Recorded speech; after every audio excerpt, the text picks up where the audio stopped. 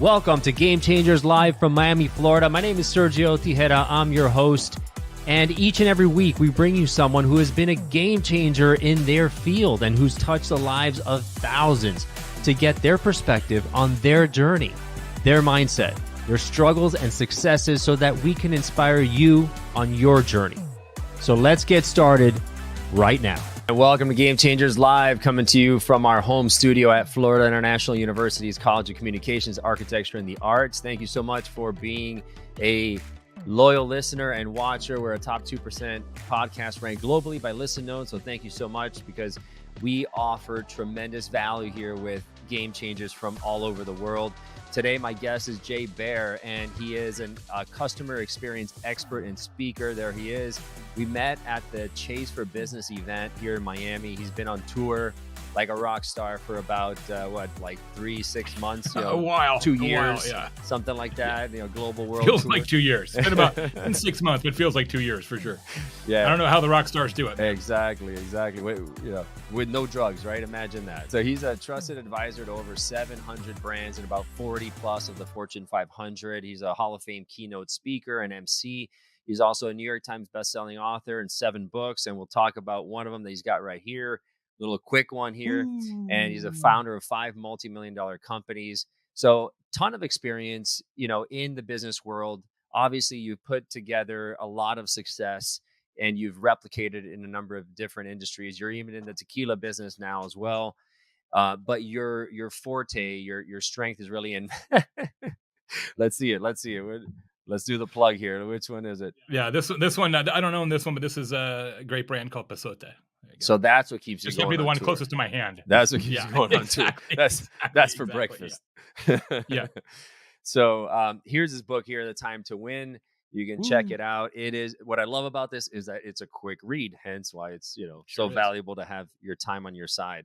So Jay, tell me about your background a little bit, kind of how you got into the marketing space, and then we'll go into the book a little bit later. I started in political science. I was a political science major at the University of Arizona. When I graduated, I managed political campaigns for Congress and governor, and even worked on a presidential campaign or two. But I realized pretty quickly that that's a tough business and not a super fun business to be in. Oh, actually. Yeah, especially nowadays. So I got out, and I was actually working for the government as a spokesperson briefly. And I had some beers with some friends of mine from college, and they had started the very first internet company in Arizona. And they said, we don't know anything about marketing. And I said, well, that's fine, because when you say the word internet, I don't know what that word means. Nobody did. This is in 1993, right? 1993. So they started the first internet company in Arizona? Yeah. And so I was like, okay, I don't want to work for the government for one more day. It's not my speed. I'm going to join up this company. So I end up as the vice president of sales and marketing of an internet company. And it was so early in the life cycle of what we now would consider to be sort of digital. Right. Domain names were free. You could get any domain name you wanted and not pay anything for it, because nobody wanted to have a website. There was no value to it. Yeah. None. Why would you have a website? Why would you want your customers to be able to get a hold of you when you're closed? That's what people would say. Mm-hmm. So you'll like this story. This is a game changer story. So my partners and I in this early internet company registered a bunch of domain names. And one of the ones that we registered was Budweiser.com. Oh my God, you're kidding me.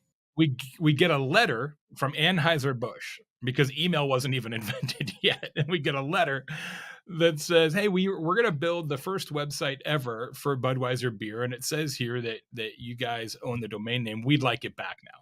Yeah, just give me that back. We're not just going to give it to you. We're not stupid. We may be young, but we're not stupid. I'm not going to just give it to you. So we negotiated forwards and backwards and forwards. And we sold Budweiser.com to Anheuser-Busch in 1993. Wow. For 50 cases of beer. You're kidding me. That is a true story. 50 what? Cases of beer. And my favorite part about this story is hilarious. Is we literally had it in the contract, like written by a professional attorney. Bottles, not cans. What? Because you got to keep it classy. Yeah. So that's how long I've been doing it. That's how I got Damn. started in marketing. So I started in marketing way back in those days, and over the next 30 years, I've had a series of digital consultancies, online marketing advice and counsel, and then over time, as digital became more and more of the overall business ecosystem, it just made a lot more sense to kind of focus on customer experience across the board because so much of the customer experience is digital now. So I kind of come at it from that side.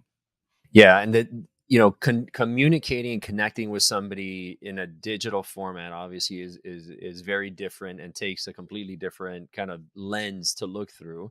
We Yeah. know that it dominates today's world of business and everything else. Back then it didn't, but you saw it coming and you kind of learn, okay, what works and what doesn't work, because it's like learning a whole another language.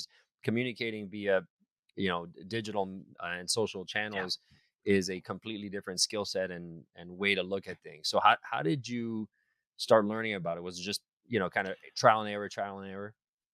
Very much so. And it's actually one of the things that attracted me to digital to begin with is I really liked politics, electoral politics, not so much lobbying, but electoral politics, because the day after the election, you either won or you lost, right? There's no ambiguity about success. And digital is the same way, right? You get a scoreboard. You know how many people clicked. You know how many people opened. You know how many people bought. You know how many people unsubscribed. Yeah. Like you've got a clarity of metrics that you don't really have as easily in offline marketing, right? So outdoor Hmm. or magazine or newspaper or radio or Yeah, anything else, billboards.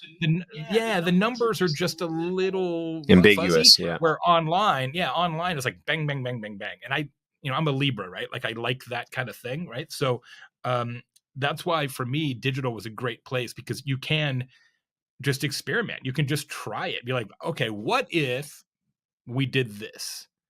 And then you can just test it and see, right? Which is Right. great. And so I still use that to this day in my businesses and, and sort of test and optimize and learn over time. But the one thing that digital has definitely sort of brought down upon all of us is this constant thirst for shorter and faster. Right. Yeah. What's one thing that really surprised you, that caught you off guard when you tested and you're like, wow, this is not what I expected to work? Um, Categorically, I would say this is true, especially with regard to photography and imagery in digital ads. Every time you try to do something nice or aesthetically pleasing or what you would just consider to be, oh, that's a nice photo, it works way less well than the kind of what you would consider to be, that's a crappy photo, right? Like for some Yeah. reason, quality actually works less. It's less And effective I think it's less trusted. Like it's because it's not too good. authentic, because it's not real. Yeah. Yeah. Yeah. And so every time, and when you work with designers who don't have a lot of digital experience, you run into that a lot. They want it to be pixel perfect. And it's like, I know that that is your love language, but trust me, the nicer you make it, the less money we're going to Right. make. So Right. it's a little bit of a paradox, actually. See, that's interesting, because I think what relates through there, and in my thinking, is authenticity, is that people, it's relatable. It's like, oh, that's a picture that I could have taken. That seems real. It doesn't seem so. That's why TikTok is so popular. People are just running and gunning, right? There's Right. no Hollywood film crew making TikTok videos. It's just someone turning on their camera. Yeah. No, and the algorithms are proving it, right? They're doing it for a reason, because it works, and Mhm. it keeps your attention, right? That's So it. our attention spans are getting shorter. What are some of the most effective ways to communicate nowadays? If you're a company trying to get your message across, you're saying kind of short bites, right? Kind of short bites, clear messaging. Yeah, I would say a couple things. I just did a presentation on this on Friday, a different one than the one that you saw. There's sort of three things that you should do to break through inattention. And the reality is that every customer consumer in the world does not want to hear from you, right? They're like, please don't market to me because it's just a lot. Yeah. It's just a lot. So there's three ways that you can kind of fight against them. First thing is to be massively relevant, very specific. So what I like to tell people is broad is flawed. And that's actually really different from how it used to be when I started. So earlier in my career, the idea was reach as many people as possible who might be interested in buying your thing. Right. Spray and pray, kind of. Totally. And that doesn't work anymore. What you want are people who are very specifically in the market or could be, because you want every customer or prospective customer who hears your message to think, oh, that message was tailored just for me. Yeah, they're speaking to me. My God. Like exactly. Yeah. So relevance has to go up. So that's one way. Second way is to make sure that you feature real people in your communication. So there's actually a relevancy rank that's really important here. Messages from actual customers, for example, are trusted the most. Messages from the employees of your company are trusted second most. Messages from sort of the CEO, the president, the owner are trusted third most. And then the one that's trusted the least is ironically the one that gets made the most, which is messages from the company. There's not really any with human actors face on it at all, or even not even any. Oh, not even actors. Just sort of like, Allstate or whatever. So yeah, you can really flip that on its head and just say all the things that you're making and creating. How do we feature real people, ideally customers, in those communications? That really helps. And the third one you touched on, which is as often as possible, multimedia and shorter, right? I mean, the 15-second video is the coin of the realm in a lot of great communication now. Because if you have video, you have audio. If you have video, you've got text. Just transcribe it, etc. Right? So start with video, I think, is the best approach. And how about humor? Because you see a lot of kind of funny, quick, witty humor now, especially in the insurance commercials, right? The Progressives, etc. I've done some research on that. Actually, it can be fantastically effective, and certainly the insurance category is one that really leans on it almost across the board, because it's like the most boring category possible. Right? There's like nothing fun or interesting. We got to go with something. I will say, and this is not big news, but you just have to be careful, because what's funny to you may not be funny to somebody else. So you've got to make sure that your humor is sort of tested across a fairly broad group of potential customers, because you can actually slit your own throat with humor if you're not careful. Yeah. Right. Exactly. Yeah. So as we know that time is becoming a factor, we're inundated with so much information. It's almost like we need to kind of stand out from the crowd. Not only in digital forms, but in the way we communicate, in our rate of responsiveness. We're busier than ever. We're flooded with to-dos and inboxes and everything else like that. And so one of the concepts that you introduce here is how to exceed customer expectations by using speed. So let's talk about that for a little bit. Yeah, so I did. Every time I write a book, I first start off with a very comprehensive research project. I don't want to stand up there on a stage or ask you to buy a book that is, well, Jay says that you should do this. Yeah, it's based on data. Yeah, like I want to validate it first. So I did a huge research project. It's actually the biggest research project ever done in the US on the relationship between responsiveness and revenue. And it turns out that customers care more, we all care more, about our time than ever before. Because we do feel like we're busier, and we know that life is precious, and there's a lot of other reasons for that. Some of it's the pandemic. But what we found in the research, Sergio, is 2/3 of customers now say that speed is as important as price.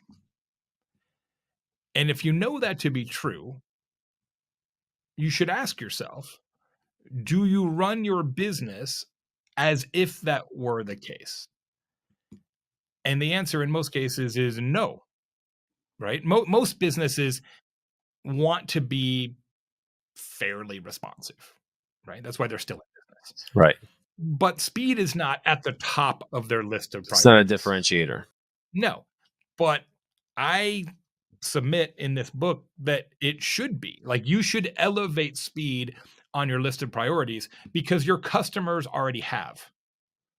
And if you do that, if you say, all right, we are going to be the most responsive business in our category, it will make you money, and not just a little bit, because half of all customers will hire whomever contacts them first, regardless of price. Doesn't matter what it costs. Mm-hmm. Half. That's a great point. And I think you made a point at the Chase for Business event and we've all experienced this, right? When we hire a handyman or somebody to come give us 3 quotes to redo our pergola roof or whatever, windows, and one guy gets back to you just, boom, immediately. The other guy takes a week. And by that time, you've already made your decision, because it's like, absolutely, don't waste my time. It's almost disrespectful. That's it. We actually study this a lot in the research, how customers' feelings change when businesses are faster or slower than they expected. And it really is about feelings and psychology. It's very powerful. So when you're slow to get back, so you need a pergola roof, and it takes a week to get a voicemail back, those customers literally feel disrespected. And that's not a great start to a business relationship, right? So we're in this weird place now. And this is the reason why this book is so important now. 2 years ago, no. Now, yes. We're in this place where we interpret responsiveness as respect. And we should do something about that, right? And businesses that lean into that opportunity will outperform their competitors until their competitors figure it out. And that's interesting, because a lot of companies will say, okay, we're not hearing back. We got to lower our price. And like you said, price is not the predominant issue. It's not. We always think it's price. We always tell ourselves that we lose on price, but usually it's not price at all. Right. And like, for me personally, if someone wastes my time, that there's nothing worse than you can do to me than waste my time, because I value it so much. And it's just like, oh, forget it. Like, you're on my blacklist. It's funny. I think we talked about this at the Chase event. Everybody has heard the saying, time is money. Everybody's heard that saying. But it's weird that it's been around for decades, because it wasn't actually true. It is now. Now we care about our time so much that time literally is money. If you give your customers time, they will give you money. If you cost your customers time, it will cost you money. It's literally like a direct relationship. Yeah. Right? So you got to look at your business and say, okay, how long does it take us to do all the things that we do, right? To get a quote, to pay a bill, to do a delivery, like whatever your business is about. How long do those things take? And how can we be faster than customers expect, right? The other saying that we've heard forever is you should always underpromise and overdeliver. And one place where you should really try to do that now is in responsiveness. See, and one of the points you make is that the one thing that we all have equally is the time, right? I think it's 1,440 minutes a day. That's it. Right. And that's it. And now finding what is, because there's not a set amount. There's not a book that says, okay, if you're in finance, then you need, 1.5 days or 36 hours is correct. You got to kind of figure that out on your own. For your own business. On your business. One point that you made earlier that really stuck with me is that, let's say it will take you 2 or 3 days to come up with an answer for them, a quote or whatever it is. But if you get back to them and say, hey, I got your email, I heard you, I'll be back to you in 2 days, it just kind of relieves the tension on behalf of the customer, the worry. It buys you some more time. Yeah, it buys you more time. And like you said, it probably buys you even more time than you originally had. Absolutely. Because at least people feel recognized, they feel heard. They said, okay, you got it. Okay, perfect. I'll wait. Yeah, we call that the principle of respond without answers. So today, oftentimes, if somebody has a question or needs something from you, if you don't have it at your fingertips, you go get it, right? You go look it up. You ask Julie in accounting. You check with Google. Whatever you need to do to conjure up the information necessary. You go do those things, and then you give the person a response, whether it's phone, email, whatever. Stop doing that. Don't do that anymore. Because the whole time that you're over here figuring it out, they're freaking out. Like, okay, is Sergio blowing me off? Like, yeah, what's the deal? Because they have no confirmation. They have no confirmation that it's being handled. Right. And so what you do is you say, Sergio, great question. So good. In fact, I got to look it up. I'm going to go do that. And then I'll get back to you. But the second I say I'm on it, put your mind at ease. Off of your to-do list. Totally. It comes off of your to-do list and you're like, okay, that's going to get handled. And the psychology change there is really significant. So 2 good things occur. First, their perception of your responsiveness goes way up. And second, as you mentioned, it actually buys you more time to deliver whatever it is that you need to deliver, because they're like, oh, okay, he's working on it. They'll get back to me. Whereas if you just wait to respond, they're like, where is it? What's going on? Why is it taking so long? Did it go to spam? Is he blowing me off? Is he on vacation? Right? People, the story in our heads. Yeah, totally. It's crazy. Well, I mean, it happens when you're trying to date somebody, right? They don't return your call, and you're like, oh man, they must be with some other guy, or they don't want to talk to me. We tell our stories so much in our head, and if you're able to relieve that, that's huge, and it says a lot about your about your company. So that's a great way to stand out. So every company has to figure out, kind of dial in where it's the right zone. But one thing you mentioned also is that you can be too fast, right? Then it kind of comes off as creepy, or if you're too responsive. Yeah, it doesn't happen that often, but like let's say you go back to your pergola example and you need to get a pergola roof, and so you get a hold of, you leave a voicemail, and the vendor calls you back in 1 minute and says, hey, I can be over there in 10 minutes to start the job. Yeah, you get suspicious. You're like, wait. You're like, come on. Well, okay, that seems, that's not busy enough. That's a little like, is this the first time they've ever done this? That just feels they have no other jobs to do. They're just waiting for me to call them, right? Yeah, so that's what happens. It's a weird psychology that when you're too fast, people are happy about that. Like, great. Well, I mean, I guess, yeah, you come back today. Sure. I mean, they're happy, but they don't trust it. Right. It hurts your trust when you're too fast. Now, it doesn't happen that often that people are too fast, but it does happen. As I mentioned, you don't want the fastest tattoo artist in Miami, right? That's not a great, that's not what you're looking for, right? Who can get me a tattoo in the next 90 seconds? Go. So what you're looking for in your business, I call this principle the right now, which is like the Goldilocks zone for responsiveness. Yeah, the correct. Certainly not too slow, but also not too fast. And you got to kind of figure out what that is in your business. And it is testable, right? So you could say, all right, what if we call people back in 2 days? How does that work? What if we call them back in a day? How does that work? What if we call them back in 4 hours? How does that work? What if we call them back in 2 hours? Like, you can literally figure this out. Mm-hmm. You just have to build a structure to do it. So one of the things you mentioned is the time to win framework. So tell me about that. So because I've been a consultant a lot longer than I've been a speaker, all of my books have very specific kind of actionable advice. And some of the things we've talked about here are in the framework. There's 6 pieces in the book. Even though the book is very short, you can read it in an hour, which is intentional because I started to write a regular book. I've written 6 other full-length business books in the past.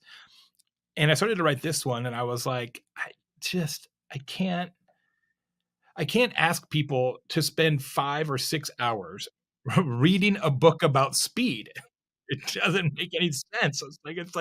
It's the exact opposite of the advice in the book, right? So, I mean, think about it. If this was a 400-page book about speed, you'd be like, this doesn't make any sense to me. This is crazy, right? So, it's a really short book, and so far people love it because it's got all the key info in there, and it's only like $9 too on Amazon, right? So you're not making a huge investment. I guarantee you'll make a lot more than $9. Yeah, these principles. So there's six pieces of the framework, and that the people can actually put into practice. One of them is to respond without answers. And one of them is to kind of figure out your right now, as we talked about, what's the perfect amount of elapsed time. So it's set up so that people can really put this into practice, because otherwise, what's the point? Exactly. Yeah. Fantastic. So what is next on the docket for you? What advice would you give to other customers, other businesses when they're trying to kind of figure out their cutting edge and so if they haven't incorporated this time into their strategy? I mean, the reality is all the things I recommend in this book, The Time to Win, you're going to do. Every single thing I recommend, you're going to do eventually, because speed expectations never go backwards. As we talked about, I've been doing this for 30 years now. I've never in my entire career heard a customer say, hey, you know what? Next time, why don't you guys just do that more slowly? Nobody ever says that, right? So consequently, what was fast 5 years ago is slow today, and on and on and on and on. So all the things in the book are going to happen in your business. It's just whether you do it now or 5 years from now. But if you do it now, you'll outperform your competition. And that's an opportunity you should take advantage of. So that's interesting. So I've seen some companies where they say, okay, your delivery time is X, but if you want it a little slower, we'll give you a discount. Mm-hmm. Yes, or faster, or I'll charge you more for faster. Yes. Right. Kind of set the bar higher, charge the premium, but then give them a discount if they want it a little slower, So how do you, especially because then the customer can kind of manipulate their own comfort level. Right. Which is, giving the customer that kind of buy-in and personalization. If you can execute on that in your business, I love that approach. Actually, you know what Sergio, I read this article just the other day. There's some grocery stores and pharmacies and stuff, mostly in Europe, but some in the US too, that are purposely installing a slow lane. And it's mostly for elderly people who love to chat. And so they can just hang out and talk to the teller and it takes them 20 minutes to check out. And they're like, this is what we want. I love it. That's hilarious because more than often you're in the line. Nobody likes to wait in line at the grocery store, right? Except for perhaps some elderly folks. People. This is like a big night out for them. This is it's like going to a show. Well, so that reminds me, one other thing you mentioned that I thought was really interesting was that the difference in time expectations between millennials and boomers, right? Yeah. Tell me about that. Yeah, we actually studied this quite a bit in the research because we're just curious to see if there was a generational gap in speed expectations, and there is. It's not massive, but it is definitely present. The most patient generation, so actually willing to give your business a little extra time to respond, is not even millennials, it's Gen Z, which is, Gen Z is 15 to 25, roughly, right? So very young consumers, very young adults. And then the least patient generation are boomers who are retired, who in theory have nothing else to do than wait. But I think because they have so much time, they're 1 minute feels like an hour to them or something. So yeah, it was a surprise. I actually thought it would be the opposite. But Jay, this has been fantastic, man. A lot of golden nuggets in this book, The Time to Win. You can check it out on Amazon. If you were around with Chase, you did that world tour, and I'm sure you'll see him on other stages as well. Yep. So, buddy, thanks for your time. Looking forward to hearing more about what you come up with in your research. My pleasure. Great to be here. I really appreciate the opportunity. Thanks, everybody. Awesome. All right, fellas and ladies, thank you so much for listening. Make sure to like and subscribe this. Make sure you share it with somebody who needs to hear it, because this information can be a game changer, not only for you, but for those that you love and support. Thanks a lot. We'll see you next time. If you loved what you heard in today's episode of Game Changers, please subscribe and rate us. The lessons and the stories in these podcasts are immensely valuable, so I invite you to share them with a friend who needs to hear it. You may end up being the game changer